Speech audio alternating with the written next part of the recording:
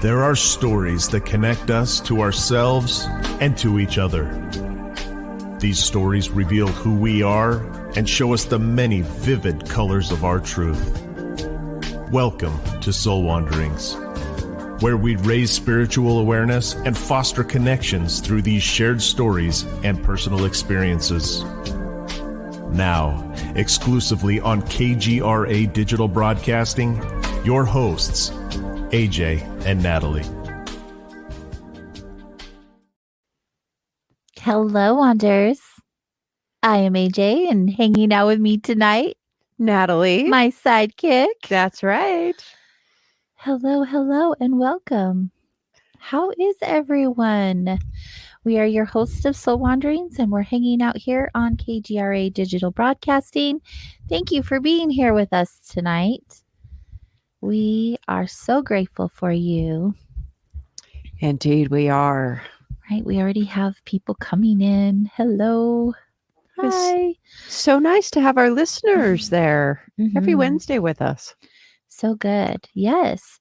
So, you guys can hang out on so many platforms: X, Facebook, Rumble, KGRADB.com. Lots of places. That's a lot to me. Hang out on all of them. But mostly I've noticed just from hanging out on all of them that Facebook is definitely the most popular, where everyone's hanging out and having conversations behind the scenes. Sometimes it goes crickets. I think they're listening because every once in a while you'll get a little comment, but I think they're just kind of hanging out in the background. I like to think that sometimes we just have their attention just captured. I hope so. Sometimes I'm like, oh, we're losing them. I don't know where we went, but we're losing them. Everything's open to interpretation. That is true. That is very true. That's a little bit of wisdom. I've been working on interpreting a lot of things lately. What does this mean? And why does that mean? And, all the things. So that's fun. Tell me about your week, lady. Oh my goodness. It's interesting starting with today, going back a few days. Today, I tend to be just in a flow, but today I was just not in the flow. You were off? Just off. Yeah. It's been a while, but I was pondering this when I was just hanging out in my backyard, pulling some weeds and doing some things around the house today. And it's like, some days you just know that it's a good idea to not engage in anything too complicated because it won't work out as well. So that was one of those days today. Yeah. And I was consciously giving myself permission to just have an off day. Good. Just where it's off, it just is what it is. Yeah. No, that's great. I think that's important. Yeah. I schedule those days. Monday and Tuesday. Don't bother me. But people do. I ignore you. Unless I really like you. But mostly I ignore you. Everybody deserves to have some time where they don't have to get bothered by all kinds of things. But today was one of those days. But my week's actually been good. Life is flowing along really well. I haven't had quite as many appointments, and so that is nice because there's so often where I'm just going. Mm-hmm. Plus, the energy of the topics that you're discussing are heavier, mostly. Yes. They're not all human design. Most of them are grief. And so that's a lot of energy that you get to transmute. And it's imperative that you have those days where you check out of everyone else's stuff. Gosh, I need to stop talking with my hands in front of the camera. I'm like, can you see me? That's the fun thing about having a camera. I forget that it's there on purpose, and then I'm like, hands. They're there's the visuals that go along with the show. It's so much fun doing this show with you. Can I just say that? I'm so glad you feel that way. This is never difficult. It's just one of the easiest things that I get to do. And I do. So I appreciate you, affirming me or letting, just telling me, look, hey, the work that you do. I have to remind myself that sometimes because it comes so naturally to me. It's not hard to do the work that I do. Mm-hmm. It's not hard for me to do it. So I often can just forget that it may be a strain to just deal day in and day out with heaviness. Mm-hmm. But this thing. So yesterday in my group, in my regular and consistent grief groups, I often have people that come for a long period of time. So the stories are well worn and we know each other fairly well because it's like week after week after week. And so you get to know people's personalities and things like that. And so there's a lot of, in the group yesterday, there was a lot of spousal loss and people that are 1 or 2 years or a little more out from their spouse dying. And so inevitably the conversation about dating or possibly another relationship comes up. So yesterday I was telling them, there's how do I want to put that? Words flowing easily out of my mouth. That's the way I want them to go. Do you need some Paulo being sent your way? So I talked to them about attitude, and that led into basically saying, okay, so we are focusing on people that maybe think about dating. And I know that some of them don't always have the most sunniest, brightest attitude. Mm-hmm. And so I was bringing up the concept that says, look, whatever goes on, we all have our personalities, our quirks, the things, our strengths, our weaknesses. Sometimes our weaknesses are our strengths, that kind of thing. And those things are always consistent. And then when your spouse goes away, a lot of times people will want to get rid of the lonely. Mm-hmm. I don't want to be alone. I need to have someone else. Yeah. That I'll be happy then. I'll be happy when. And I'll say, well, that's just another bag of problems. When you get into a relationship, you'll never be happy. Right.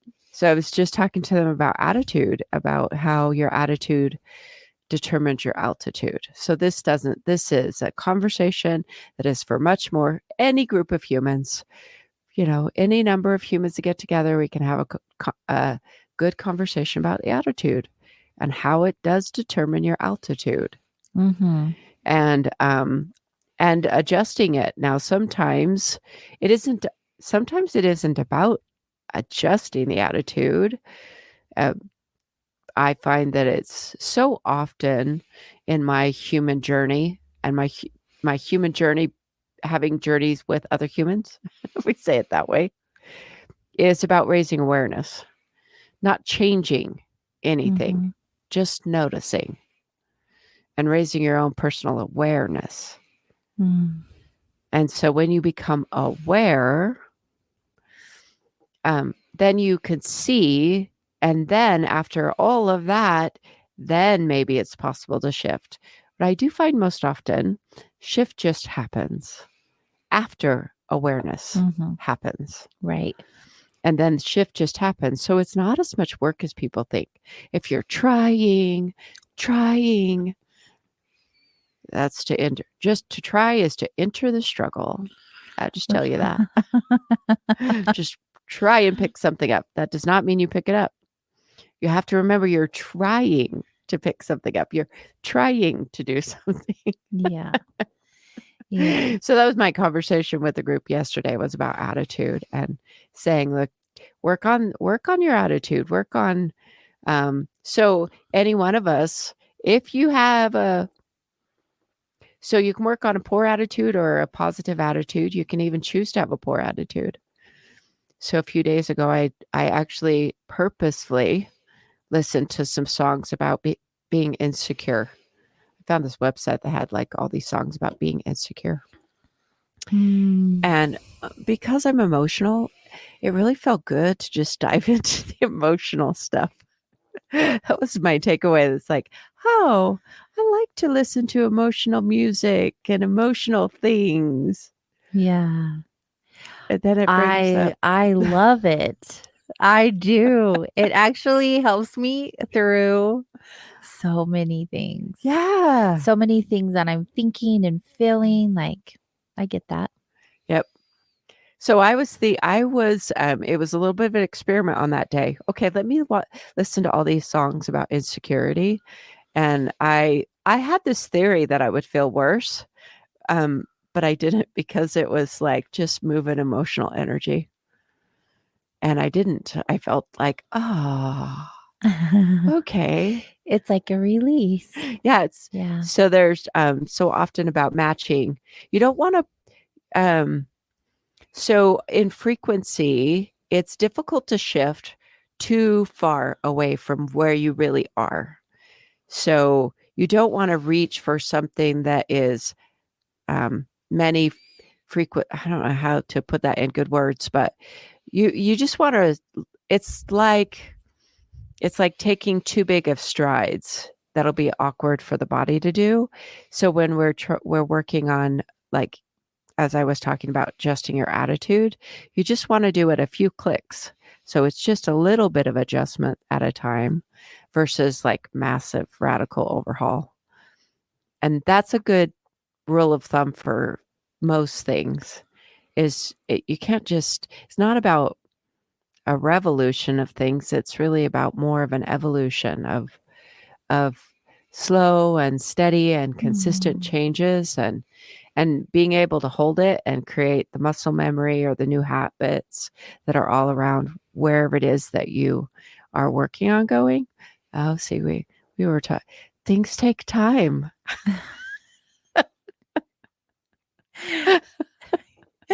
As did the story of your day. It did.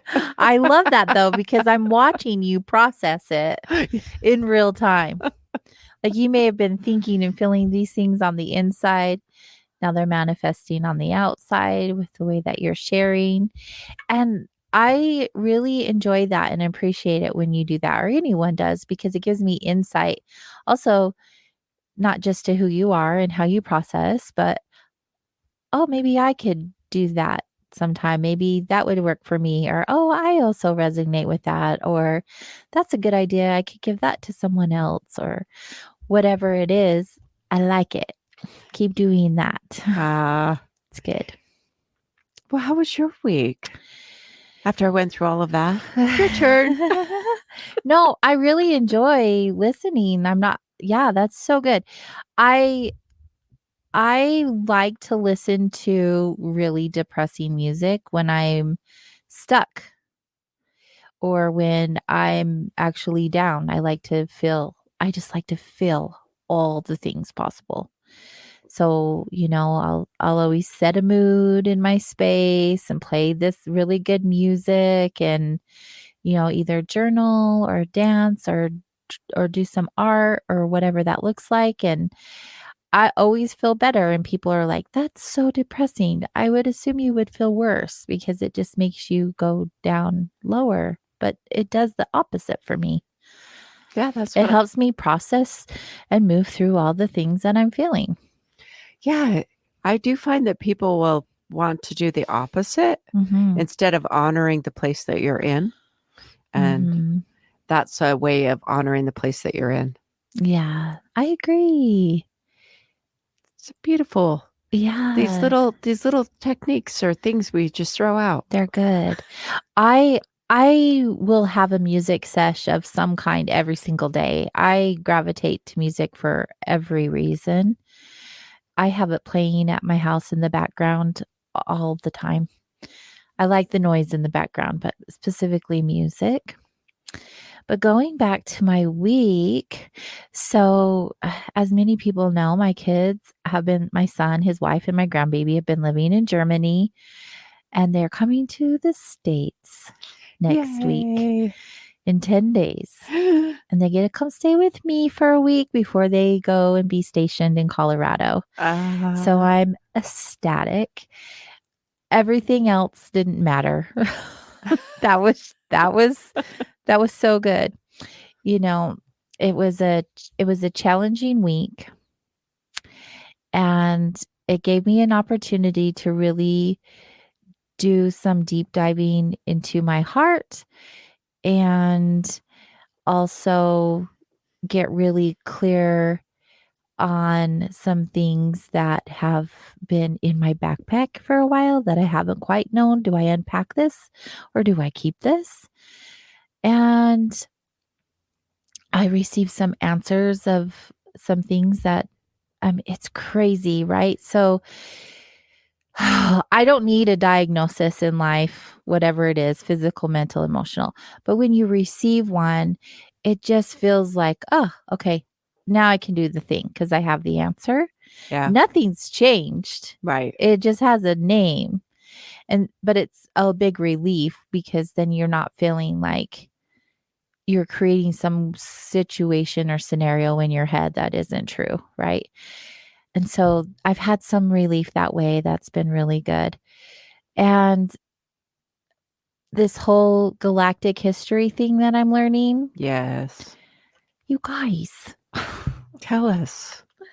I am learning so much about different beings and extraterrestrials. My mind is blown. It is so good.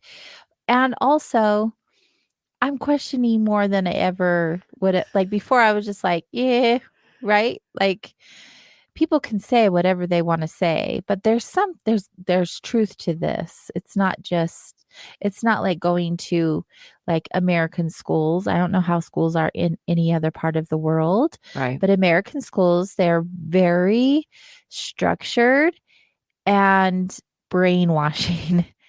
They condition our children in lies. In my opinion, it's all a bunch of BS. And so now where I'm going and learning these other things, I'm just like, okay, yeah, this makes sense. This feels right. This is cool.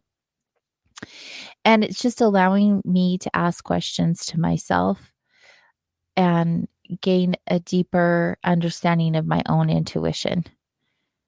So then I had a whole day of appointments on Saturday, which was awesome.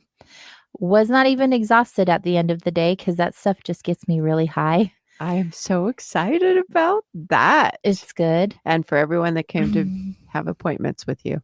Yeah, it's really good. So I do aura readings and there's a biosensor reader, which is great. You can see your aura.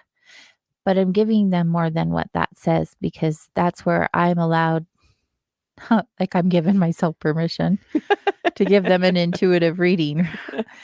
But when it's just like every appointment is so helpful to them, like they're receiving the information that they're wanting for them, just like I had been getting for myself all week. It just feels so good, right? It feels so good to be able to help people. And it's just this high that I kind of ride the wave on for a few days afterwards. And then I'm like, oh, let's do it again. So, yeah, roller coaster week. So good, so healing, so confusing, and also beautiful. Sounds like life. Yeah, I mean, definitely is life. That's the way things go, right?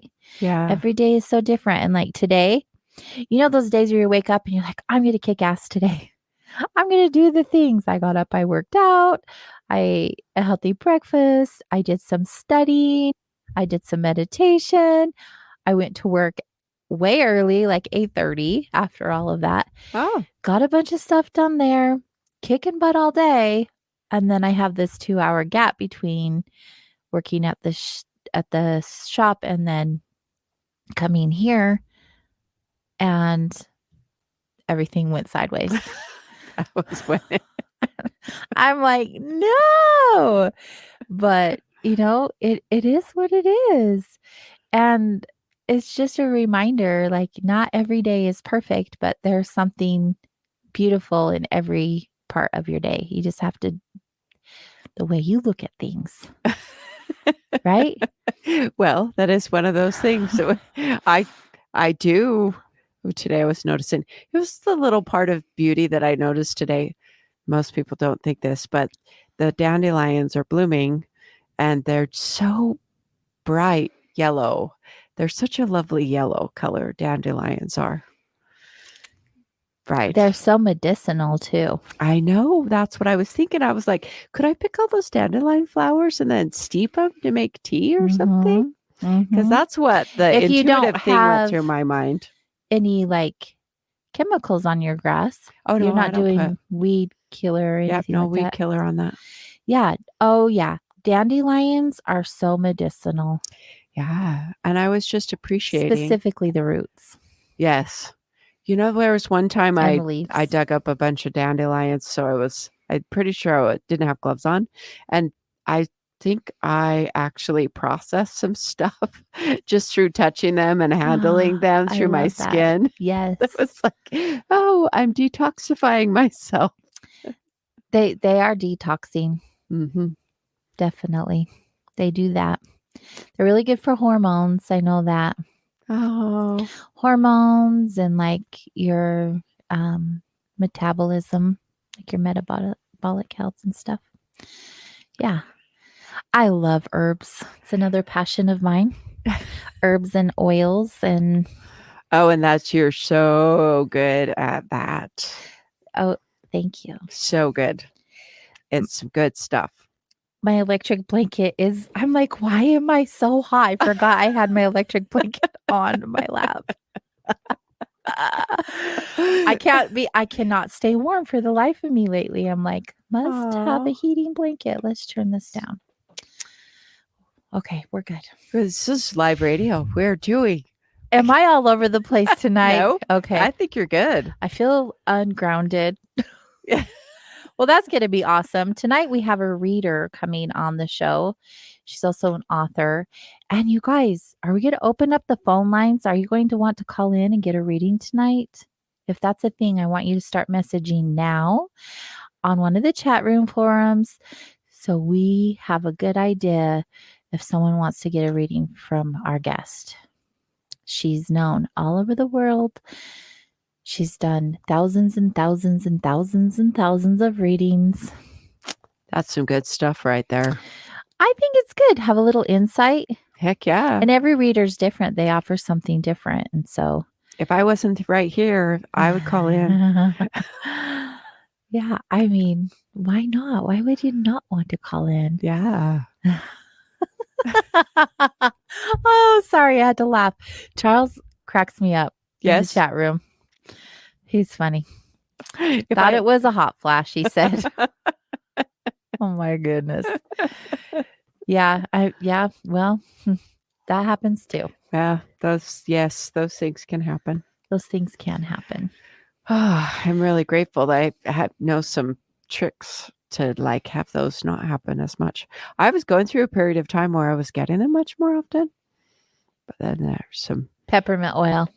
Yeah, no, there's my chiropractor has an adjustment, and I have to tell you, it works. It worked. He had to do it like 2 or 3 times. It just blows me away. All the different modalities and all of the different abilities to heal a body, and how amazing are all these modalities and techniques and things that we learn, and the way that our bodies can heal. That is pretty cool. Fantastic. Yeah. You know, one of the things that I learned in the galactic history, so we're learning about all these different beings, like different beings from different star systems. So all of the ones everyone on this station has heard, Palladian and reptilians, this, that, and the other. Okay. The Syrians have bred into the humans. They have put their DNA into us. You know, different. We've heard all of the breeding things that are taking place. They're not the bad beings. They're actually really good. They're trying to save us. Anyway, so we used to have a 12-strand DNA, and now we're down to a 2-strand DNA. We humans used to live like 600 years. Ah. And obviously we don't even live to 100 very often. Right. Things are much different. Our bodies have changed so dramatically. It's been watered down. It's like they thought that they were like making us better by giving us their their qualities and their things, but they've watered down the gene pool, basically. All the different beings that are like, oh, let us put our DNA in humans and see what we can come up with. It's like the Petri dish. Basically, we are an experiment. Yes. We are an experiment. But I was telling you that because of what you said, and now I forgot what you said. I'm like, break time. That's the end of that story. There is no end to that story. Anyways, bodies, we just have so many complications and so many things that go on inside of our bodies now. But the amazing thing is we also have these healing modalities available to us if we tap into that energy, and we can literally heal our bodies. And so people like Dr. Corey, who you go and see, he's very in tune with being able to do that. There's hundreds of people who are, right, which I think is fantastic, but I had to cut that short. We need to take our break. When we get back, we'll be bringing our brand new guest onto the show to be joining us about her spiritual journey, her human journey, her life story, and all of the great stuff that she is up to. And we'll see you guys here back in just a moment.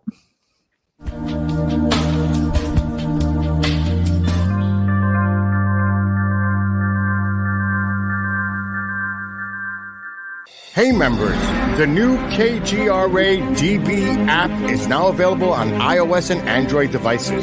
Gain on-demand access to any KGRA DB programming. Download any show directly to your mobile device to listen or watch on the go. Go to the App Store and search KGRA DB.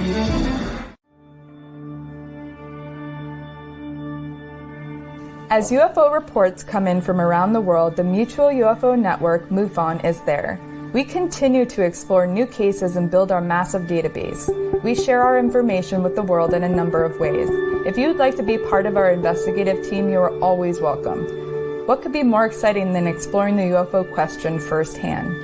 Join MUFON, find your friends.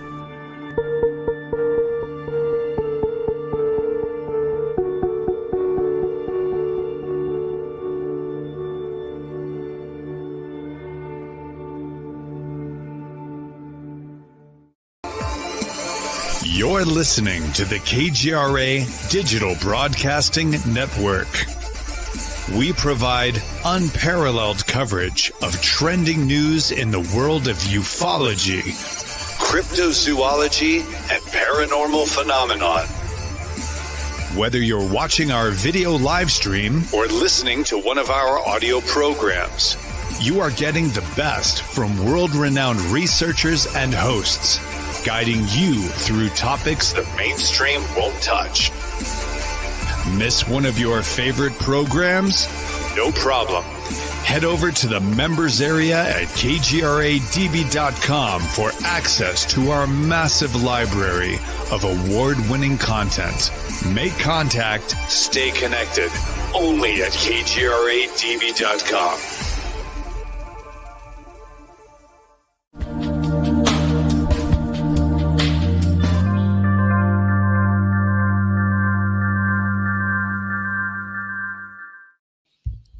Hello, friends. Welcome back to Soul Wanderings. I'm AJ, and joining me is Natalie. Yes. And she's just used to saying her own name. I am. Hi, Natalie. Hi, AJ. Welcome back to Soul Wanderings. We are hanging out on KGRA Digital Broadcasting. You can find us on kgradb.com, as well as KGRA Digital Broadcasting's Facebook, Rumble, and X pages. We are hanging out on those platforms. We'd love to have you join us. Tonight, we have a brand new guest joining us tonight. She has been trained and tested by the Delphi University, where she holds a certificate in mediumship and has also trained with some of the top evidential mediums today. She's also the author of Embracing the Ties That Bind, I'm Still With You, Soul to Soul Connections, and her newest release, Wisdom from the Spirit World, Teachings on Love, Forgiveness, Purpose, and Finding Peace, of which we'll be discussing during our time together. Let's welcome to the show, Carole Obley. Hi, welcome. Hi, thanks for having me. It's a pleasure to meet you. It's so nice that you are here with us. Look, you're so glowy, like an angel. Yeah, I don't know why that is. It's your energy. I'd like to think that I don't know what's going on my end. So, no, it's good. There's nothing technical going on. It's beautiful. I'm just saying you're a bright and shiny light, and I'm just admiring it. Thank you for noticing. Absolutely. Well, thank you for being a guest on our show tonight. We like to have organic conversation and just allow the time together to be organic and open as you're comfortable with. So why don't you start out with sharing with us a little bit about yourself? Well, I've been doing professional mediumship for about 3 decades. About over 14,000 readings within groups and private. I've written 4 books, have another book coming out the end of this year. Oh, wow. And have done many, many radio shows and podcasts. So that's my story. And I love my work. I love what I do. And helping people with their reunions with loved ones. And I might add pets at times that have also come through in readings. And that's always a joy when that happens because I have such a passion for animals. Yeah, it's so wonderful when our little pet friends come to visit us again and share messages. I appreciate that. Yeah, me too. Well, babies. You say that's about it, but that's just part of who you are and part of your journey. How did it all begin? Many years ago. And actually, it began because I was taken out of the business that I was running at the time, and because of a fire that happened to that business. So I was sort of directionless, and, now what do I do? And so long story short, a friend called me, invited me to a metaphysical center in the small town near where I live. And I resisted that for a period of time. And then I finally went. And as soon as I stepped into that place, which conducted services, and there was a big emphasis there on healing, hands-on healing, spiritual healing, Reiki, and intuition development, psychic development, I felt as though I had come home. And I immediately became a regular there. And part of that involved learning and being trained in spiritual healing, which I've done before I did speaking mediumship. And that's really where it started.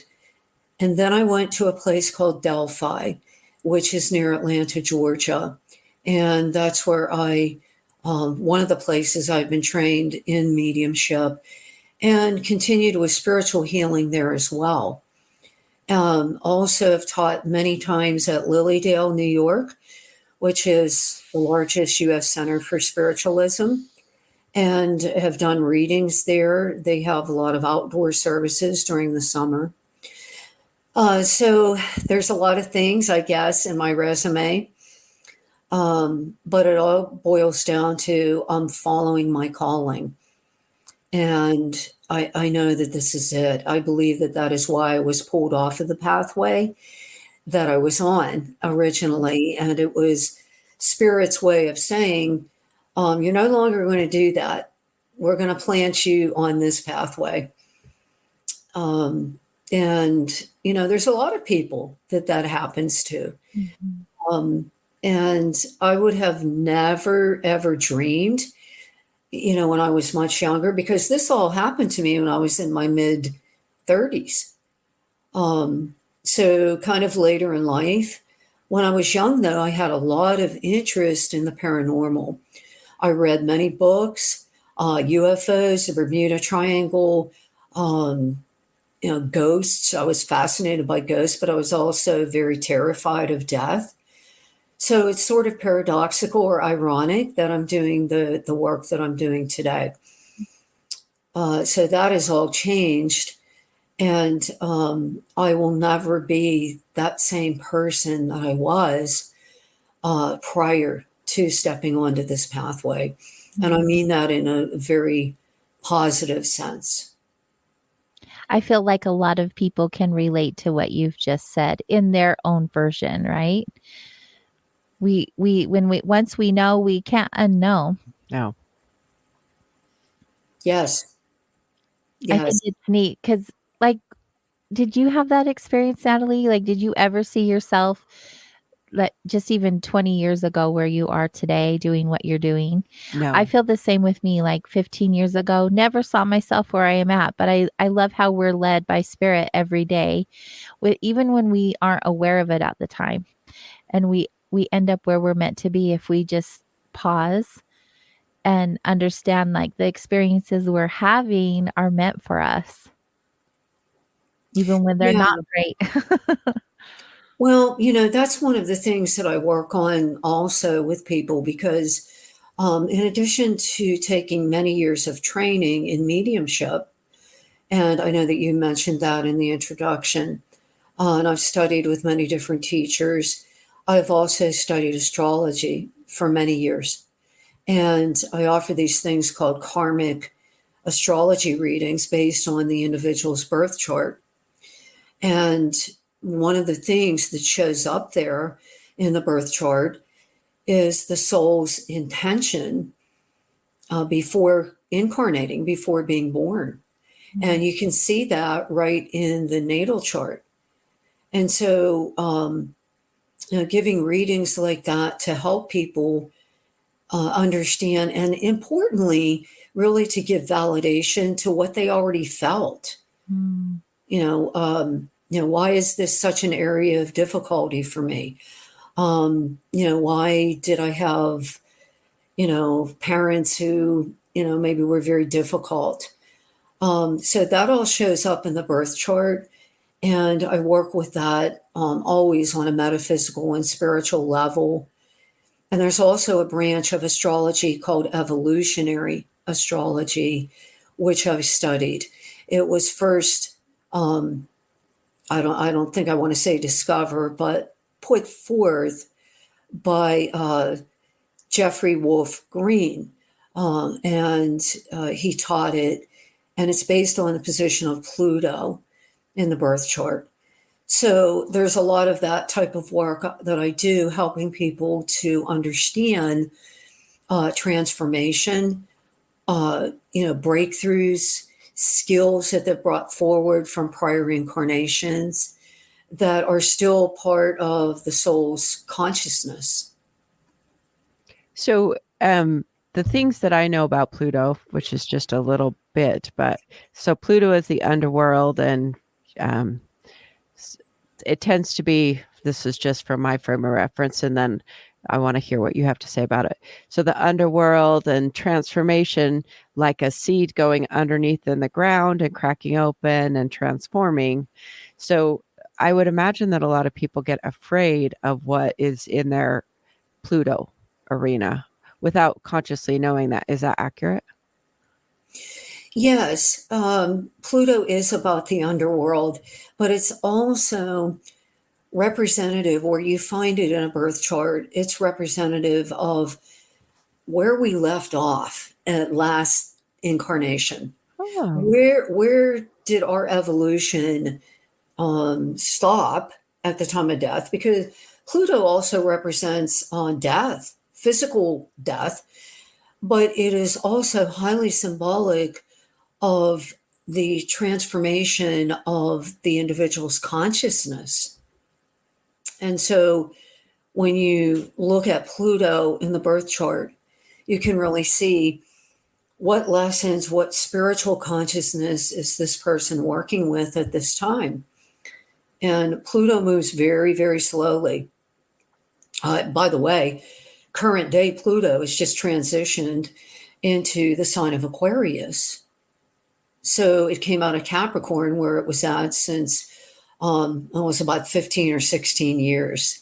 So there can be a whole generation of people who share the same Pluto as far as the sign that it was in when they were born. And there's a particular theme that is present in certain generations. And, you can look at that and understand it. I try to keep astrology very simple because it's really a complex topic with many layers, many branches of astrology. I mean, there's medical astrology, there's orrery astrology, what I named evolutionary astrology. So I work with basically what we're going to talk about with helping the person on the screen. I do a lot of Zoom readings. I also do a lot of phone readings, actually at this point internationally. So I'm interested in what's going to serve that client. And, otherwise there's really no sense in doing this work if you're not being of service. So that's always my first intent with mediumship, of which I've done thousands of sessions connecting people with their loved ones. But also in life guidance sorts of sessions, I do a lot of those too. Career, relationships, and also some spiritual counseling with people. I would imagine that comes up quite a bit in readings just because of what you're sharing, the type of information you're sharing with your client. Yes. I mean, we always have to look at, and from my vantage point, I always look at what's going on beneath the surface. Talk about Pluto. I mean, that's Pluto. And I have very strong, in my birth chart, I have very strong aspects with Scorpio, which is Pluto rules Scorpio. And so it's part of my nature to look down into the depths. And when we're talking, with readings, that has to do with the soul and reaching into the soul and really giving encouragement, validation, and helping people to know that they have the ability within themselves to transform. Going and having readings, going to healers, taking classes, that's important. But there is also that innate ability for each individual to be able to connect with their soul and to obtain healing from that.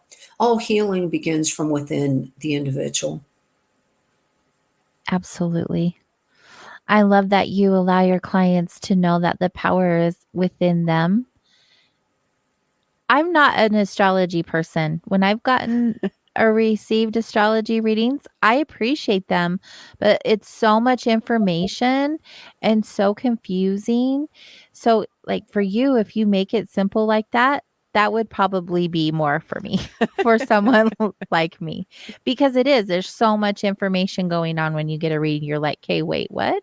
How accurate do you find the astrology to be when you share with each client? Highly. And what you said is what I have found, what I've experienced in my practice here.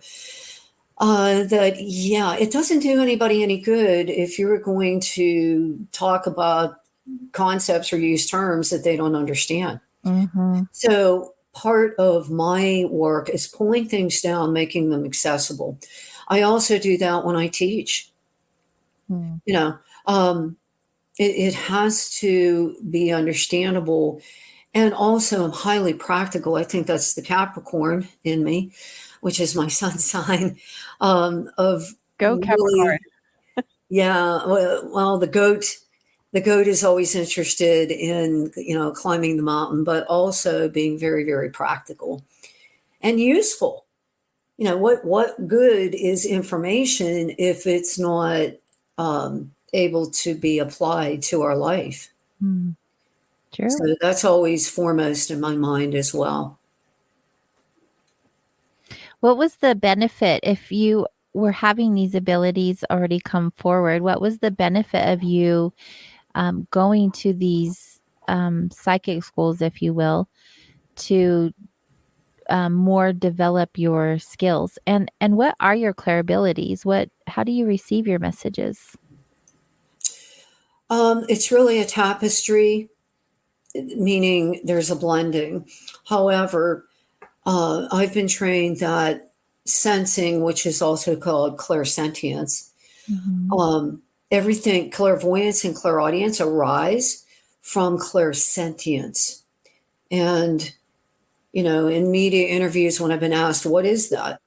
How do you experience that? I use the analogy of holding up a painting and it's covered by a cloth. And I say to you, when I remove this cloth, I want you to give me your impression of what you feel with this visual, with this painting. And then I remove the cloth and you go, oh, that's warm, or that makes me feel relaxed, or, I sense a lot of turbulence in that. So it's just a simple analogy that when the spirit people blend with me, which is how mediumship occurs, by the way, there must be a blending between my soul and the soul in the spirit world in order for mediumship to occur. It's called blending. I sense through my inner sense of clairsentience, what is the personality of that soul? What personality did they have when they were here on the physical plane? What was their consciousness? And as the reading progresses, it's drop by drop becoming aware of different facets of that soul's consciousness. In other words, their life. Memories are very common in mediumistic readings. Things that were shared experiences, objects that were given as gifts, objects that were given after that person passed, that soul and spirit has knowledge of. This, what I'm describing to you, is called evidentiary mediumship. And it is how I have been trained. And, in a full-length reading, that usually, I would say 99% of the time, that is presented. Probably 100% of the time at this point. So there should be identification and also connecting that heart bond, reinforcing that heart bond between the recipient of the reading and the soul and spirit. All I am is a communicator. That's all I am. That's the only function that I have in the reading, is being that bridge. She only. That's all. No big deal. Oh. I love how humble you are. It tells me a lot about a reader when they are this way. And I appreciate that. Love that Capricorn energy. I'm a Capricorn. My son is in Capricorn, so I'm feeling you, and I'm like, that must be what I feel like. That very practical, grounded in the work. That's where the way I approach my work as well. Yeah. Well, you mentioned humility. That is absolutely essential in doing this type of work. And I have witnessed, without naming any names, and some famous mediums, when it becomes about fame and money, there is a fall from the pedestal. And that is why, and this is well known in all the media interviews I've done, I never use the word gifted. Never. You will never hear me say that word about myself. And that is because I do not believe that spirit gives gifts. I believe that we earn everything that we get. And I have worked very, very hard to get where I'm at. The humility aspect of this work comes from knowing that none of the healing is coming from the individual. It's coming through the individual. And it's absolutely essential when doing this work. The second component of doing healing work are ethics. And that means being very transparent. I'm extremely transparent in interviews. I talk about my past with addiction. I talk about, struggles that I have personally had in awakening spiritually. I talk about all of that. And so ethics are important in being real, genuine, and transparent. And also always looking at the benefit of the recipient of the work. Once you do that, and if you put ethics first and the concern for the recipient first, everything else falls into line. Everything else follows that. That feels really authentic and beautiful. Yeah, I've never We've interviewed a lot of readers. nobody's quite put it that way. I really love that too. It definitely resonates with how you and I work as well. It's very Right. Well, we don't do the work for ourselves. Definitely not. No. Yeah. Although I was explaining this in the first part of the show, Carole, you weren't with us. After doing readings all day Saturday, I get this high, like this happy high that I got to help so many people. Do you get an experience like that of your own? Like, what does that feel? It's not an ego thing. It's like, I'm really genuinely happy that they received information that was meaningful and beneficial for them. Absolutely. Yeah, and I know what you mean about the natural high. Mm-hmm. I always feel like that after I'm done with a group. I do a lot of what's called platform mediumship or group mediumship. Most of them smaller groups, but I've done larger groups as well. And you can't even really describe, the elevation. And it's because when that energy passes through you as the conduit, it is uplifting you. And it's uplifting your spirits. And even I feel the physical body, So, yes.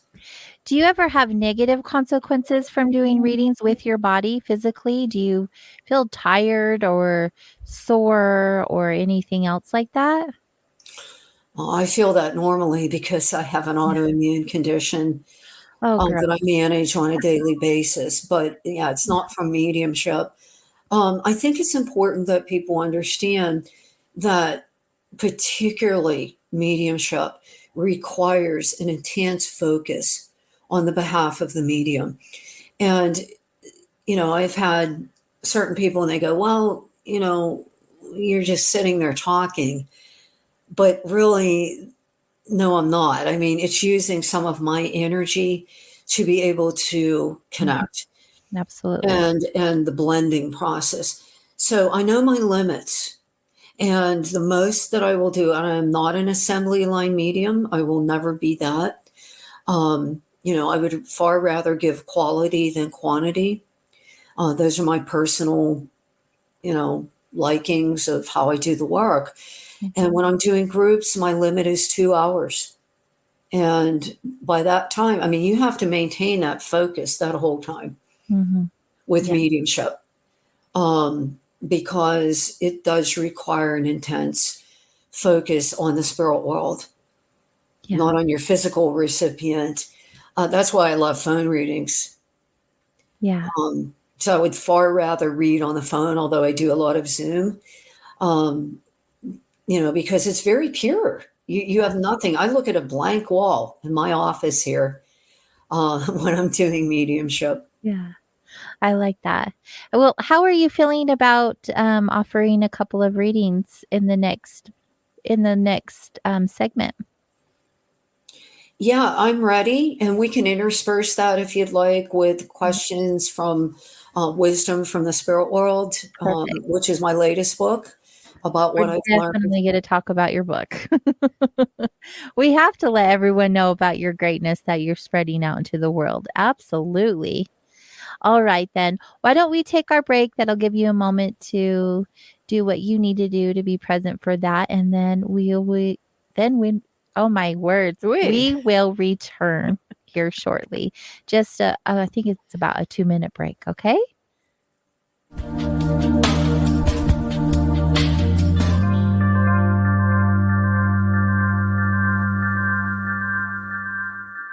Hey members, the new KGRA DB app is now available on iOS and Android devices. Gain on-demand access to any KGRA DB programming. Download any show directly to your mobile device to listen or watch on the go. Go to the App Store and search KGRA DB.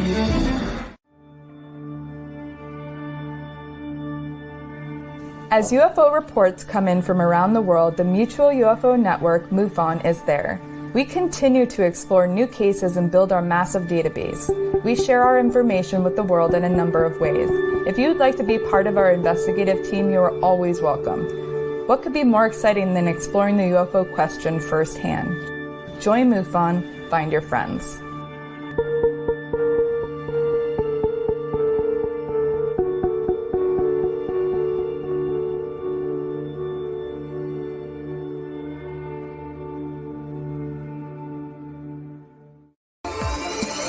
You're listening to the KGRA Digital Broadcasting Network.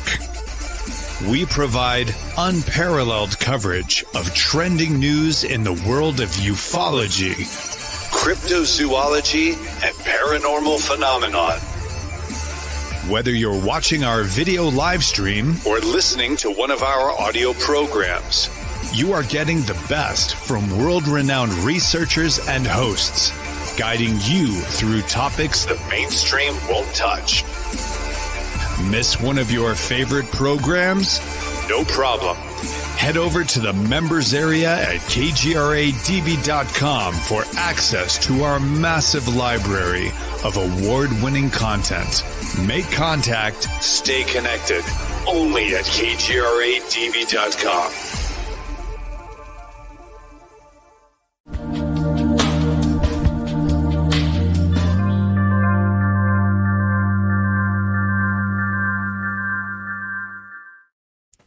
Hello, Wanderers. Welcome back to the show. I am AJ.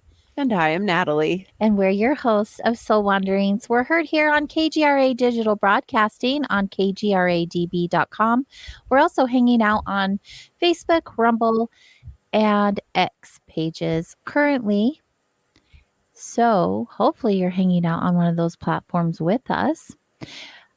We are hanging out with Carole tonight. And she's just beautiful and lovely. She is offering all of you listeners an opportunity to call in if you feel called to do so for a quick short read. The number to do so is 855-472-5483, which is 85KGRA Live. If you find yourself interested, we'll just have the phone lines open for about a half an hour. We're not going to have them open the rest of the show, just for a little bit. In the meantime, we're going to be hanging out with Carole and listening to all the goodness that she is putting out into the world. And we'll just see what happens, Carole. We don't open the phone lines all of the time, so people may not be expecting it. Either way, we're just grateful for the opportunity to have you here with us and sharing all of the great things that you have chosen to share with us tonight. Thank you. You have written 4 books, you said, and another one on the way. But the one we're going to be focusing on tonight, although we may want you to bring up the others. Let's just see how things go. Wisdom from the Spirit World, teachings on love, forgiveness, purpose, and finding peace. tell us all about your book and what was the driving force behind you writing this book.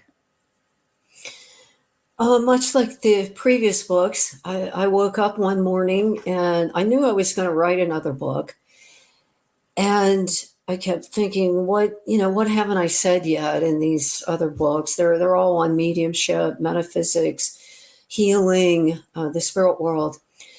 And one July morning, I woke up, boom, it was there. You're going to write about the themes that you've heard through all these readings that you've done, and to sort of categorize them and talk about the lessons from those in spirit, from that elevated perspective. And so I said, okay. And I went about creating my outline. And of course, anyone who's a writer knows that, you have an outline, but it's usually going to change. So that's what I did. And there were about 8 or 10 very strong lessons that I've heard repeatedly, these themes that have come through from these souls in spirit that they wanted to communicate to not only loved ones, but sort of, whoever would care to partake of that kind of wisdom. And so that's how the idea for the book came about. It was, it's kind of like no wine before it's time. Mm-hmm. I would sit there and go, what am I going to write about? What am I going to? And it's one of these things that, it's not ready until it's ready. It's kind of like giving birth, with a child. It's like that child is going to come in at the time that the soul determines that.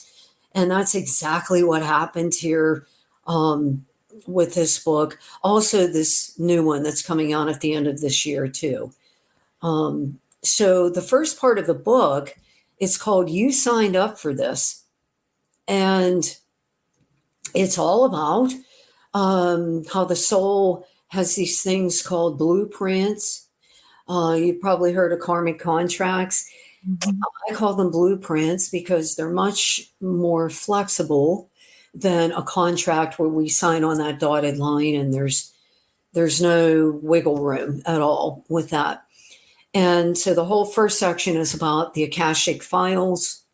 They're also called the Akashic records, the book of life of each soul, and how what we have signed up for, sort of it comes to us intuitively when we begin this journey called physical life.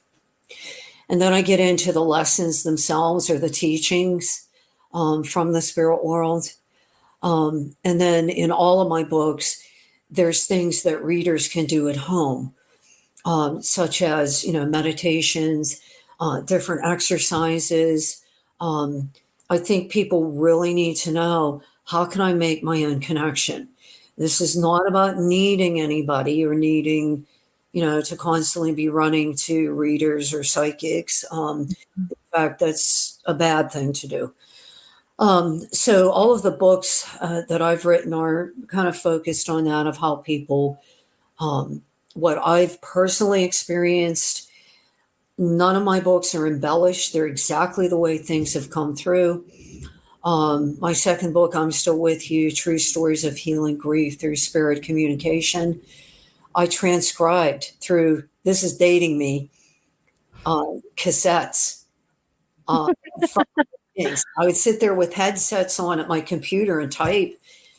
I'd, constantly be hitting stop and start with the tapes, and I transcribed. The only thing I changed was obviously editing when I'm going, mm-hmm, or yeah, or something, and I would, just make better words with that. But themes of all of the readings, particularly in the second book, are very authentic. And everything that I've experienced is exactly the way things have come through in my work. That's beautiful. I appreciate authenticity so much. Where I've studied so many things spiritually, and books and podcasts and shows and you name it, you can see there's like very few people, in my opinion, who show up just as they are without the bells and whistles. And I appreciate that very much because that stuff is unnecessary. Mm-hmm. Are you ready to take a call right now, Carole? We'll get back. Let's do it. These will be mini readings. Please, only one question. This is not a full-length reading. So we're ready to go. Okay, great. We have Gloria from Texas on the line. Hello, Gloria. Hi. Hello. Hi. Thank you for calling in. You're welcome. I just wanted to see if I could get just a short reading on anything she can pick up. Okay, so do you not have a specific question? Let's see. I have a concern. Yes, I do have a concern. It's but how can I say this? I have a new grandbaby that's going to be coming in 2 weeks.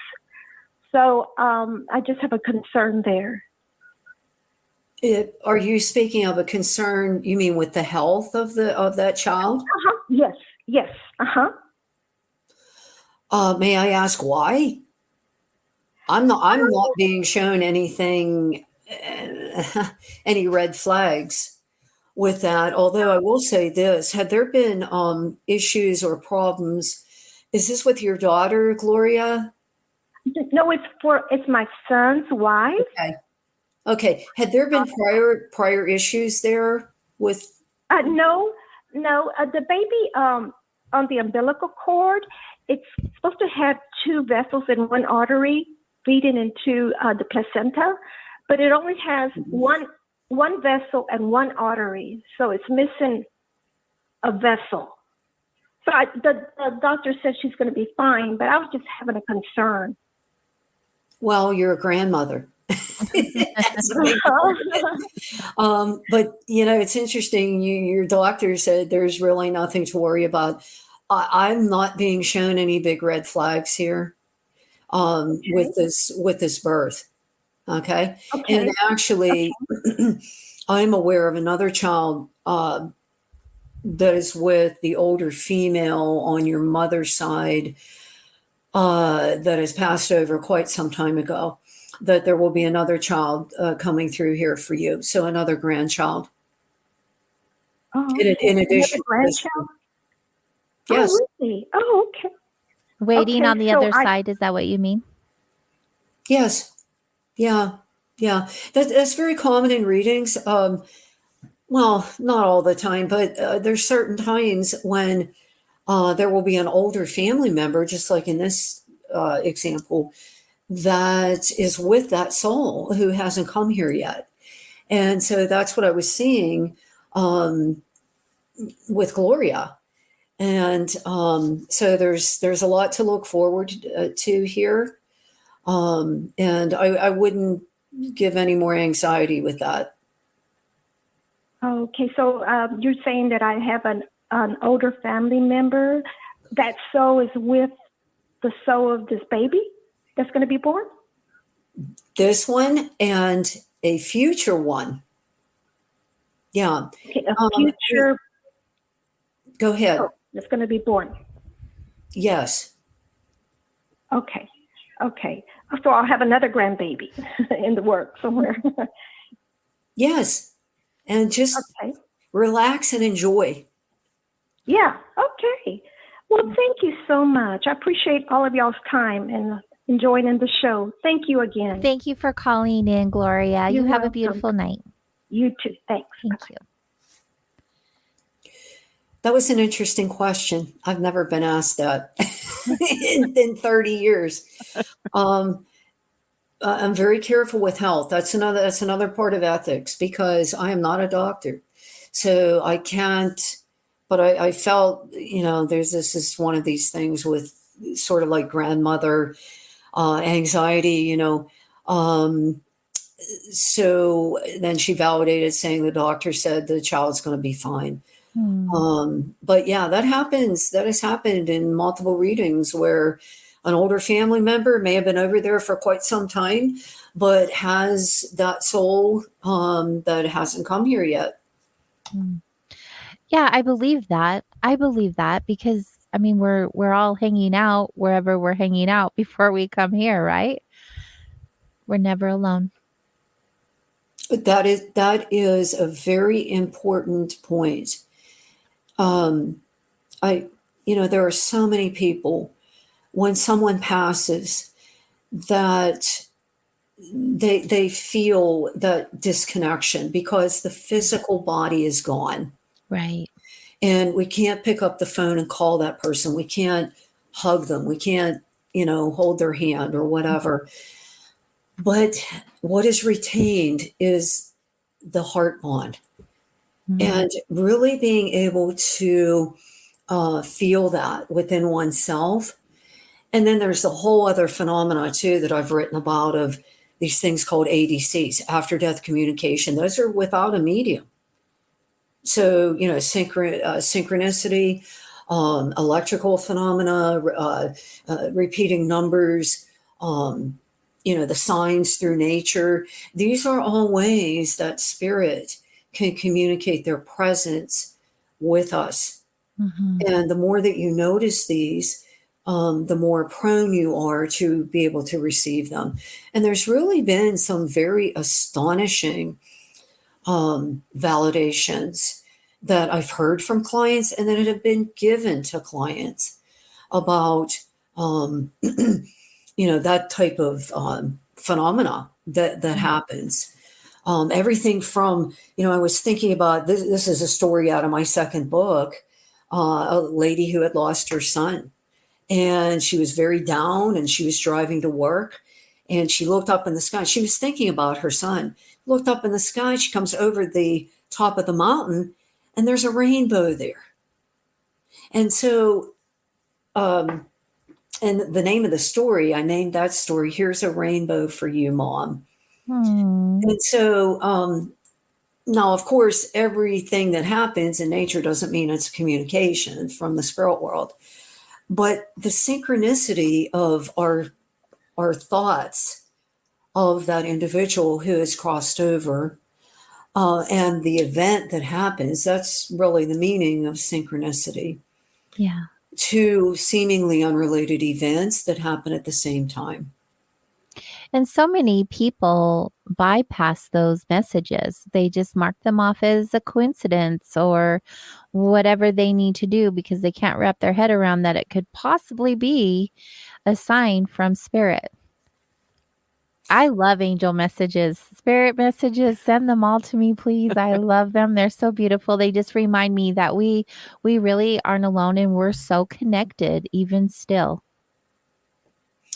Yes. And also, I find that because birds are representative of spirit, because they fly, they're in the air, encounters with birds, and I mean unusual encounters, or a bird that keeps returning time after time, they can be messengers as well. I actually had that happen. I'll share this very quickly.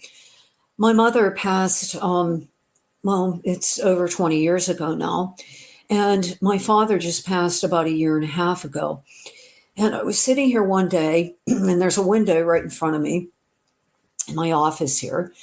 And a beautiful female cardinal lands on the windowsill here. At that time, my father we knew that he was going. He was 93 and he had just turned 93. And so this female cardinal I had never seen here before lands on my windowsill here and just sat there. In the next, I believe it was like 10, 15 minutes, and she would not budge. The male, the brightly red-colored male, showed up right there. And, if you know anything about cardinals, they do mate for life. And so I was just astonished with this. And the tears started coming because I felt that it was my mother waiting for my dad to come over there. Now, I mean, that has not happened. It didn't happen before. And I'm always sitting at the seat with my laptop, and it's never happened after. So I believe that that was, synchronistic in my mom in spirit. And she actually had come to me previously and said, I have a very beautiful place here for Dad. And when Dad was dying, I actually delivered that message to him and said, Dad, Mom came to me and said, she has a beautiful place for you there. And he just got this smile on his face, and it seemed to bring some peace to him. That's beautiful. I have a couple of questions, so I'm going to go one at a time. So I do a lot of work with grief. I do regular grief groups, so I'm interacting with the loved ones that are alive. And so that tends to be my focus. One of the things that has come up in the group that I thought I'd get your take on is, how does age work? So people, like if their spouse dies, they'll continue counting them. They would be this old, they would be this old. But how does that work on the spirit side? How do they represent age? And so this has also been a topic of discussion. If there's like lots of years between a spousal dying and then the person that's alive dying, they sometimes worry that they're getting older and the loved one did not. Well, the soul really doesn't have, as you're probably aware, it doesn't have an age.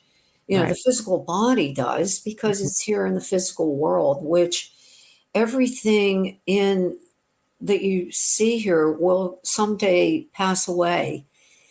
And that includes the loss of our body. The nature of the physical world is ephemeral.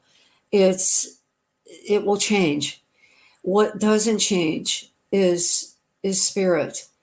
And when I say spirit, there's the little s, which is the individual spirit, our spirit self, but also the capital S, which means the God energy, or, what most people call God.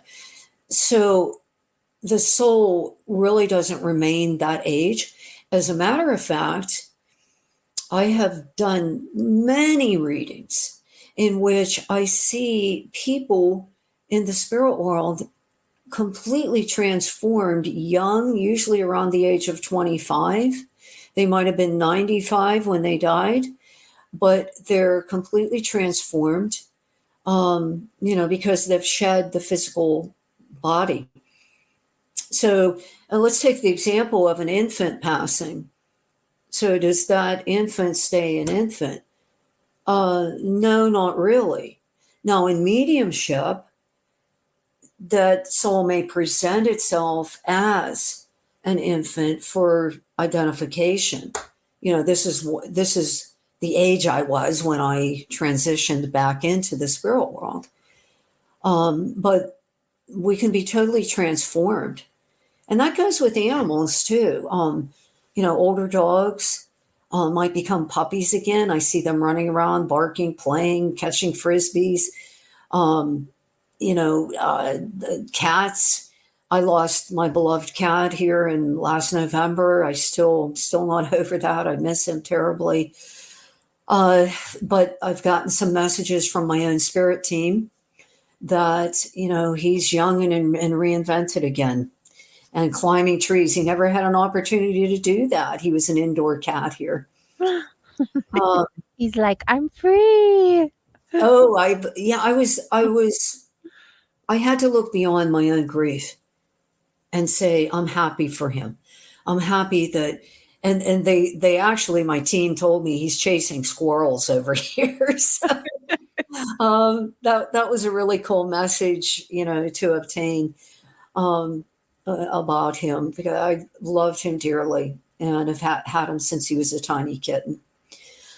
So yeah, I mean, we are constantly transforming, but the eternity of the spirit is always present. The physical is just, I once heard this analogy that one lifetime here is like a grain of sand on the beach. Now, when you really think about that, do you know how many grains of sand are on a beach? I mean, that's just unthinkable. I don't think our rational minds can fathom that. And so when we look at the eternity and the splendor of our own soul, how magnificent it is, and all those experiences that we've all had through multiple incarnations. And even if you don't even believe in that, although I've done many, many Akashic file readings for people from prior lifetimes, if you go back into this lifetime from your childhood, look at how far you've come. Mm-hmm. Look at all that you've experienced, and you're still here. Mm-hmm. So it's what you do with things, not what the thing is. It's, it's an experience that we're having. Mm-hmm. And so many people allow some type of trauma to really limit or define them. And that's not the real lesson of it. That's so true. Yeah. So beautiful. Just really quick, listeners, we have about 10 more minutes before we're going to shut the phone lines down. If you are interested in receiving a quick mini read from Carole, make sure you call 855-472-5483, which is 85KGRA Live. Did you have another question before I ask? Yeah. So that was actually what you were just said was a segue. I find that many times people that are in their grief journey because a loved one has died will orient their life to, I want to do what that person would make that person happy. So I don't know if this makes sense, but they orient their life directed towards the person that died. And for me, in the work that I do, I always find that it's a little bit of a distortion because each person's life is living for themselves. But trying to think exactly how to frame that as a question. But do you have any insight as to, do the spirits on the other side want people to live a particular way? Well, every soul is unique. Although the underlying connector, of course, is our unity in being spiritual beings. I wish people today, given the horrible division that we have, would understand that. That it's not about race, it's not about gender, it's not about how much money you make, it's about who you are as spirit. We are here together. And that includes animals. Animals, I happen to be vegan. I had a tremendous wake-up call about that about 7 years ago, and I stopped eating anything related to animals. So I do not look at them as inferior. In fact, I actually look at them as superior because they don't have an ego going on. The number one, to answer this, Natalie, the number one way that I have seen what you put out in my work about carrying on, somebody who's passed over, what they would want or whatever, is with people who have lost children. And actually, I have discovered through multiple readings that those who have lost children, there's no pain like that for most people. People who are able to really move along the pathway with greater ease during grief and that tremendous loss are ones who find purpose in that passing. And so, something very tragic like that, a young person passing over. I've done a lot of readings for people who have lost kids to fentanyl, and other drug overdoses. So sometimes they will create a foundation, for that child. Sometimes there was one gentleman I read for, and actually his story, I believe it's in Soul to Soul Connections. comforting messages from the spirit world. His daughter was murdered, and he actually dedicated his life to getting a law passed. And he did it. He did it. This is what he wanted to do. And so sometimes those sorts of actions that a person will take, it was actually an agreement between those two souls. Not going to know that consciously, but on a soul level, there was, both souls were in agreement for that to occur. Even the individual who passed over. Mm-hmm. It's difficult to fathom, that sort of thing. But this is what I've seen, and that's what I share when I do interviews and, with all of my work and in my books. So it really depends. Absolutely, you need to follow your unique path. Sometimes that path will bleed into, for example, the loss of a child, that a person becomes very dedicated to doing perhaps what needs to be done based on this tragedy that happened to them. I believe that. But staying fortunately, right? It's such a bittersweet experience. Mm-hmm. We do have one caller to end for our half an hour reading time. And then the phone lines are going to be closed after this caller, everyone, so we can hear more about Carole's work. Let's welcome Bobby to the show. Hi, Bobby. Good evening to AJ, Natalie, and Carolyn. I have heard that there is reading going on. Just one question, Bobby. One question. Okay. What do you think? What would be the hurricane outlook would be for the state of Louisiana and throughout the Gulf region? Do you predict that, please? I don't do that type of prediction. Yeah. She's not doing predictions. She's doing mediumship readings. Or life guidance. Or life guidance. But yeah, I don't get into predicting weather. Okay. That's it. Okay. So in the future, there's something. I can't think of a question. So can you just find out what my energy is like, please? That's much too large of a question.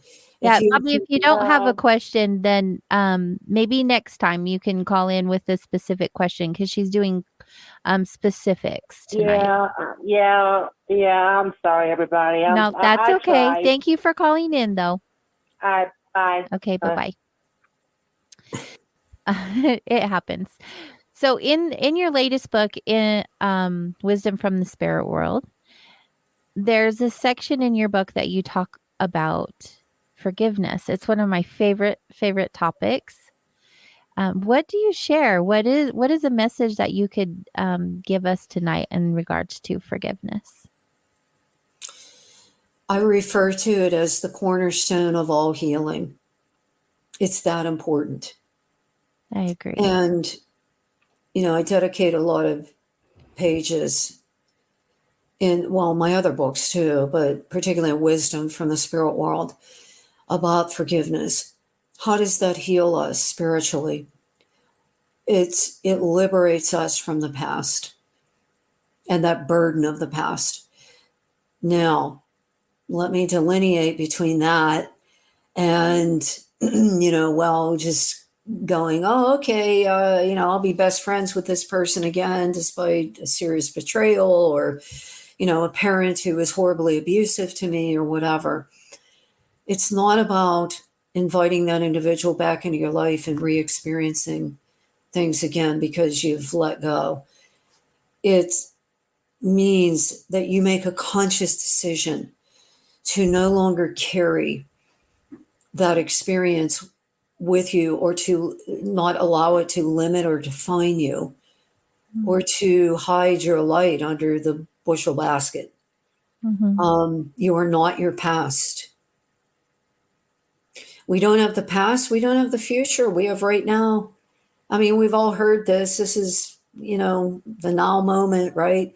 That's all you have. That's all I have. Anyone in this world, we have the present moment. That's why animals are such great teachers. They're always in the present moment. You leave for 5 minutes, you come back and the dogs will probably greet you like you've been gone 5 days because they're always in the moment. So we have a lot to learn by observing animals too. So forgiveness is very essential. It's also very important in physical healing because sometimes, and certainly I'm not saying that all illness is a result of holding negative energy. I know a lot of the New Age stuff has said that sort of thing. Certainly there can be genetic components with any illness. There can be physical things or whatever. Or genetics play a big part. However, sometimes people will internalize things, negativity with particularly emotions, and it can actually create physical illness in the body. So in order to heal anything, spiritually, mentally, emotionally, physically, we need to come into the present moment because that is where all healing happens. It doesn't happen yesterday or tomorrow. It happens right now. And that is with a conscious decision. I don't have to carry this anymore, whatever it is. You see? And people get confused about the true meaning of forgiveness, thinking it implies, well, it's okay what, my parents did to me or, the trauma I suffered or whatever it might be. It's not about saying it was okay. It's saying it's okay to release it and now come into your full potential without that cloud following you around all the time, without that, 200 pound, piece of luggage that you're carrying around. Yeah. Yeah, it really is free. Definitely. There's something really beautiful about it. I wish that many people would slip into it. Once you discover how freeing it is, it's a lot easier to do than before you discover it. That's what I found myself. And you know what I've experienced with forgiveness, the more that you've worked on the energy of forgiveness, the easier it is to forgive. But also, you let things go a lot easier where you don't even need to get to that place of like holding on to something to forgive. The energy transmutes a lot faster. Yeah. Yes. And it's sort of like anything in life that the more that you do it, the easier it becomes. It's like people, I've done a lot of teaching and training of mediumship students and also, intuitive development. And people get very frustrated because they're like, why aren't I seeing anything? Why aren't I feeling anything? And, it takes practice. I am of the school that mediums are born, really not made. I'm not saying everybody doesn't have intuitive ability. Certainly people do. I feel that you're called to this pathway through however means. We all have our individual story. But it does take an enormous amount of dedication and practice. And it's the same way with forgiveness, that we really have to, take that little step of dipping our toe in the water and going, there's nothing to fear here. I think sometimes people hold on to resentments out of fear because it became sort of a protective device for them, which is understandable. If they've gone through a lot of trauma. And so fear, we all know about fear. I mean, it's underneath a lot of things lies fear. And knowing that you're an eternal soul who is, if we can reframe the past in saying, and I feel that this has personally helped me in saying that was an experience I had. Mm-hmm. Now, that's not diminishing it, but it's also not giving it the extra punch, the extra power. Exactly. And so we just look at it from this perspective, becoming the observer and saying, okay, yeah, that was pretty terrible. That has greatly colored my life or my personality or whatever.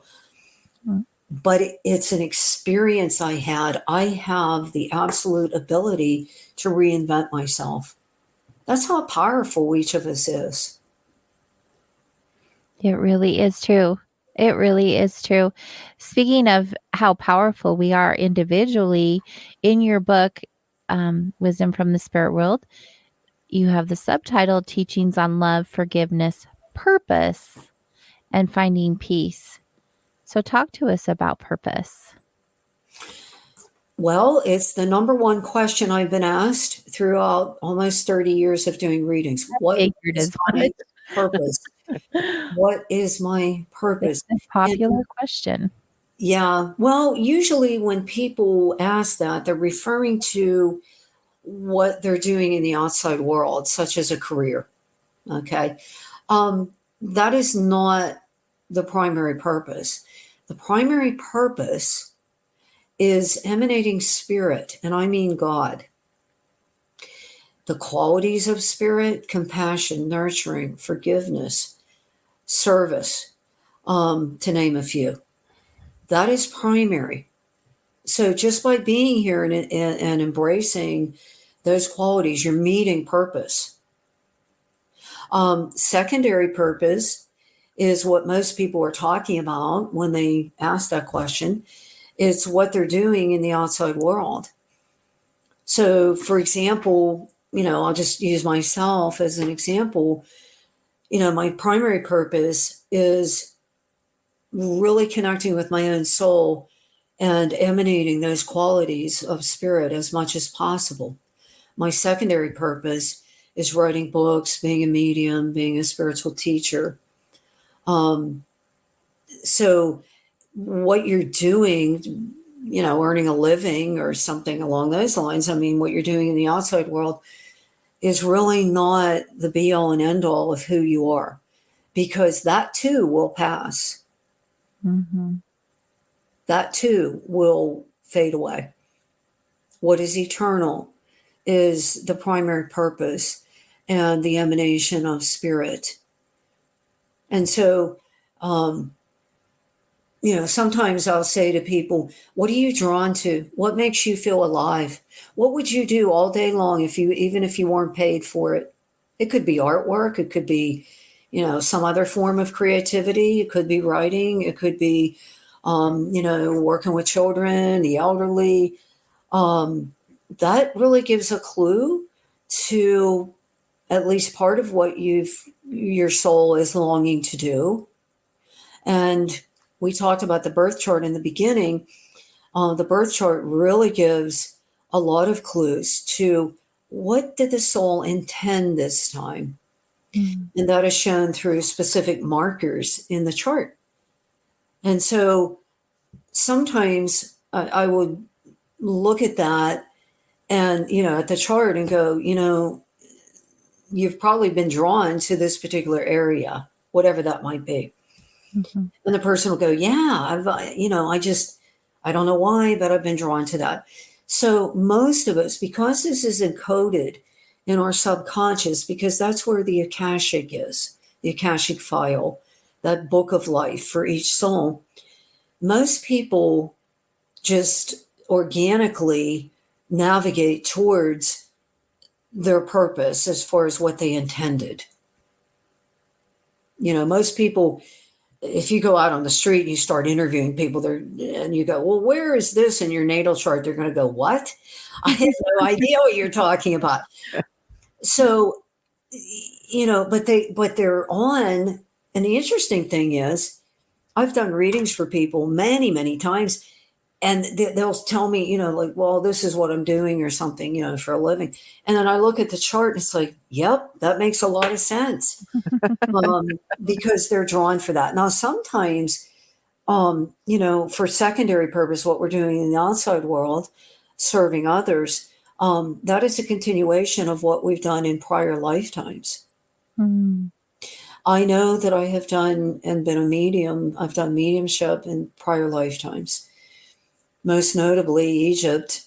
I've had a lot of validation about that. And I think some other lifetimes as well. The soul does not lose anything from lifetime to lifetime. It doesn't lose a thing. That's all stored in the Akashic file.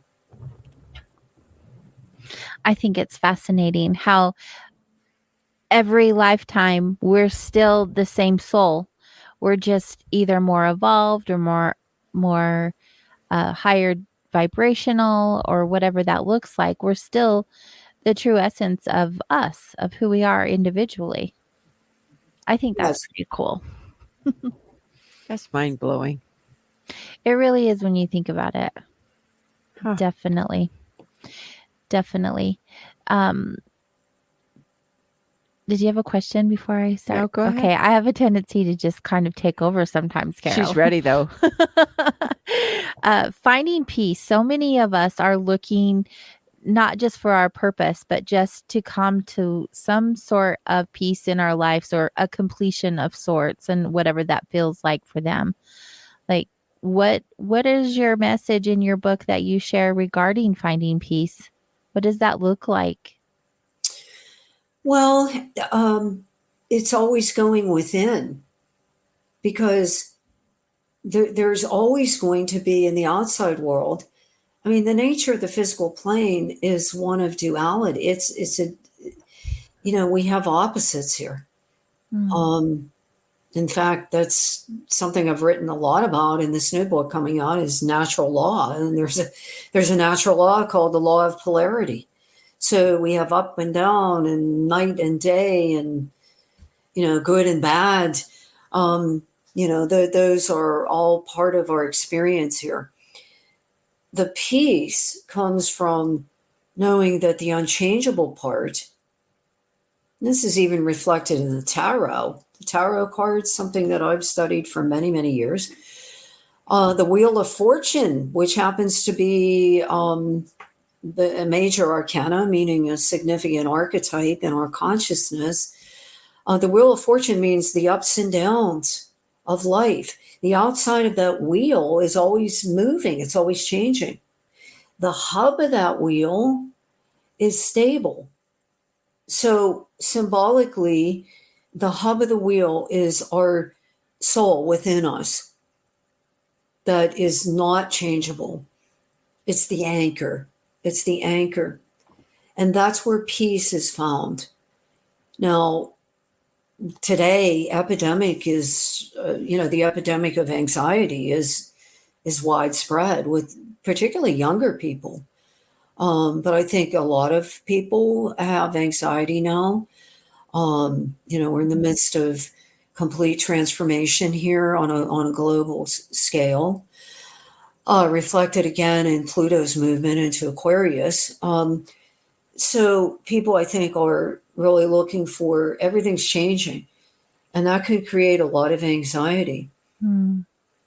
Going within, and I recommend doing this daily, simple technique, and I've written about this in Wisdom from the Spirit World, mindfulness. And that's simply, a child can do this. You focus on your breath. You put your attention on your breath, and you allow the thoughts to come up, but you don't attach to them. You become the observer of them. You're never going to stop thoughts. You will never do that, because the brain is created to create. That's what it does. It creates thoughts. The problem comes in when we identify with the thoughts. We become the thoughts. Instead of saying, I have thoughts, we believe them, we buy into them. And that's where anxiety comes in. Peace comes in with not getting rid of thoughts, but pulling back from them and not denying them and saying, yeah, oh man, that really hurt me. What happened at work today? Or I lost my job, or, I had a fight with my spouse, or whatever it is. That was an experience that happened. You can also pull in, I recommend doing mindfulness. I'm talking a couple of minutes, morning and evening. That's it. And that is a tool. It's very simple.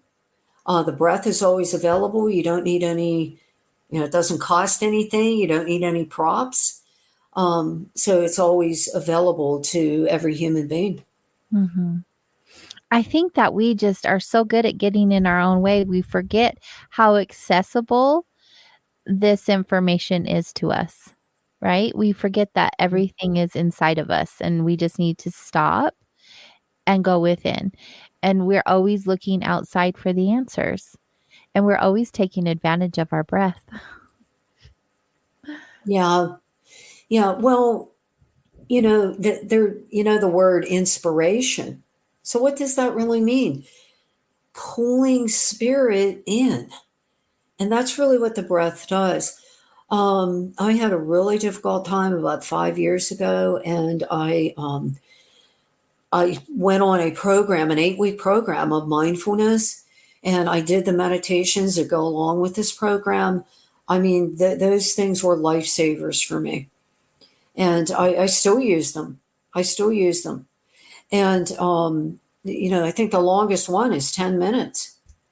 So you can't use the excuse, well, I don't have the time. So you really have to be in charge of that, of carving that out for yourself. Mm-hmm. And, your soul is begging to be recognized.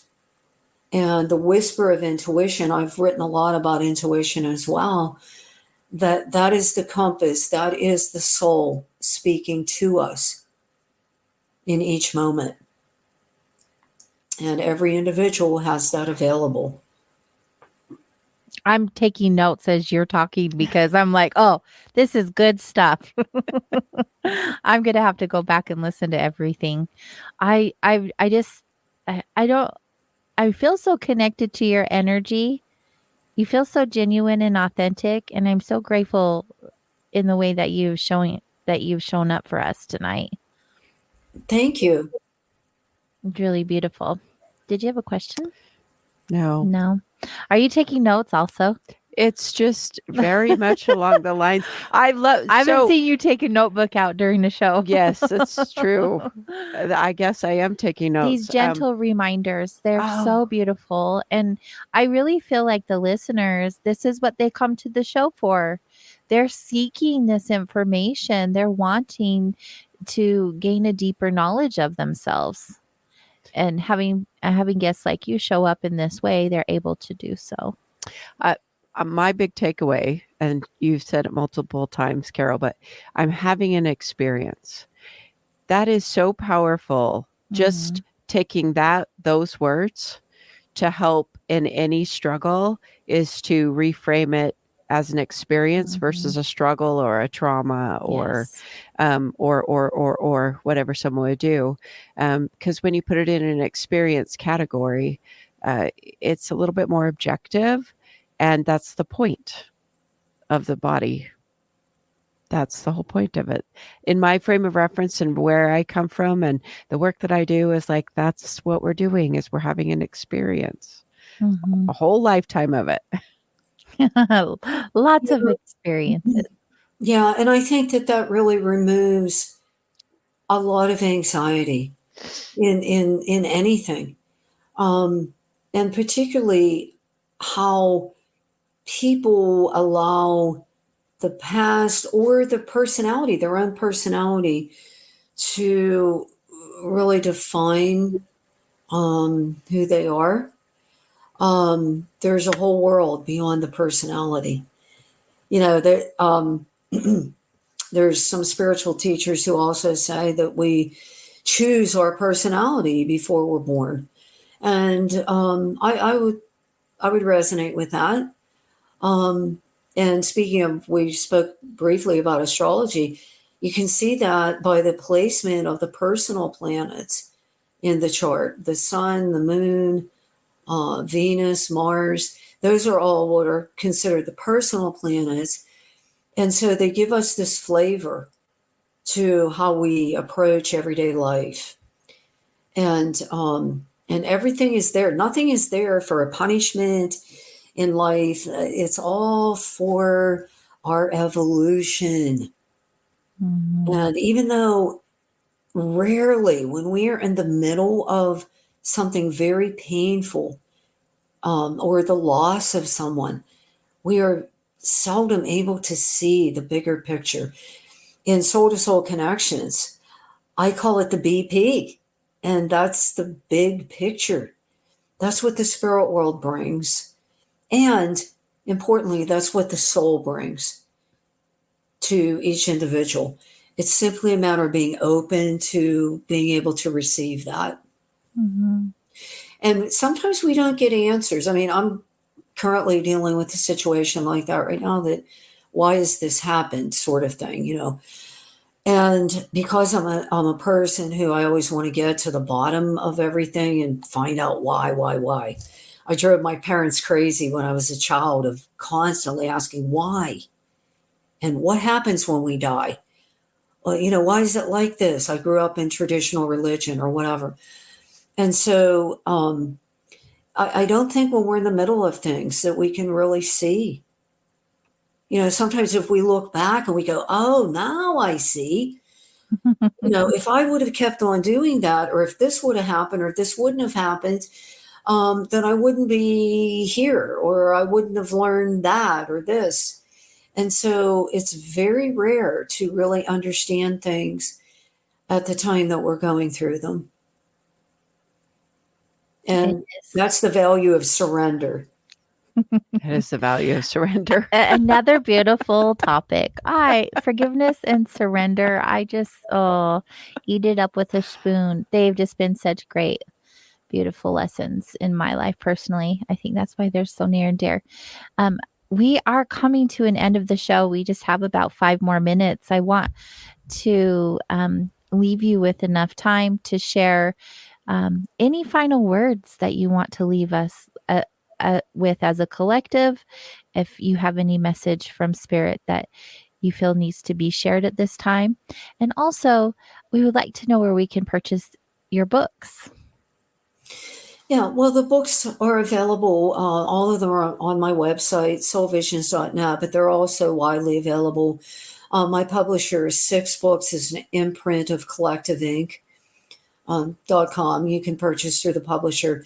Also, Amazon, Kindle, Barnes and Noble, they're available widely. However, you will not get an autographed copy through them. You can only get that through me. But yes, they're available. Even as an author, I cannot compete with Amazon's prices. Mm-hmm. And also, if anyone is interested in booking a session with me, that's who you can contact me with my phone number on my website. Yes. As far as a larger message, we're at a pivotal point right now. And, you know, humanity's gone through this for eons as far as, you know, different collective consciousness movements and so forth. This is really no different. There's no need to live in fear. You have available the greatest resource within you, and that is your own spiritual connection to, you know, that light, the greater light, the greater intelligence of spirit, or the God force. It's not out there. It's not out there. It's within you. Mm. And it's very simple to connect with that. And it's by going within into stillness. You know, our world is we're inundated with technology, with information, a gazillion, you know, outlets for things like never before at this time in humanity. I think people forget that stillness is essential to mental health, emotional health, to detach from all of that and to go within. I love that. How does that feel for you, Miss Natalie? Oh my goodness. It's so resonant as true.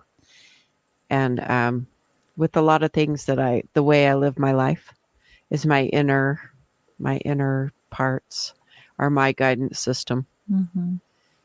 Yeah. Carole, I'm somewhat speechless. I don't even have the words. She puts all the words though out there. I know. It's so good. So beautiful. I'm infinitely grateful for your time that you've given us tonight. If you'll stay just for a minute as we wrap up the show, we'd love to have a quick chat with you afterwards. Okay. And thank you so much for having me. It's been so great. My pleasure. Thank you, Carole. Thank you so much. I'm going to be giddy the rest of the night. I needed your energy. Thank you. Blessings for you. Yes. So good. All right, listeners, that wraps another week of Soul Wanderings. We're so grateful for your participation and joining us tonight. Thanks for all the comments, likes, hearts, all of the stuff. Continue to share with your friends. We'd love to get the word out and make sure everyone knows that there's goodness happening here on Soul Wanderings. You can visit soulwanderings.com to get all of that information. Until then, be good to yourself, be good to each other. We'll see you all next week. Good night. Have a good one.